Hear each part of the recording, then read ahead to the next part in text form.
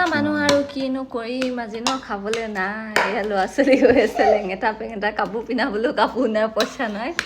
এইফালে আৰু যেনে তেনে ভাতকেইটা বনাই থাকোঁতেই গেছটো যে গুচি গ'ল এতিয়া কি কৰিম গেছ আনিবলৈও পইচা নাই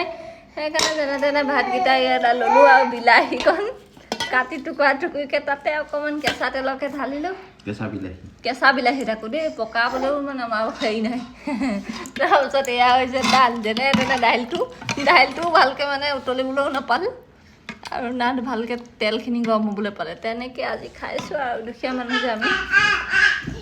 এনেকৈ আৰু আজি খাব লাগিব আৰু এইখনেই আমাৰ থালি কি কৰিবা উপায় নাই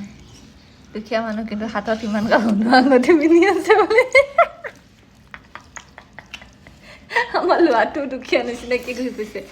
জোকছ এপাৰ্ট মানুহে এতিয়া ইয়াতে কোনোবাই গালি দিব যে ইমান দুখীয়া দুখীয়া বুলি কেলৈ কৈছ কিন্তু সঁচা কথাটো হ'ল যে ভাতটো বনালোঁ যেনে তেনে আৰু দাইলটো পাতি থওঁতেই গেছটো খতম হৈ থাকিলে এতিয়া গেছ ক'ৰ পৰা আনিম গধূলিকৈ আনিব পাৰিম আৰু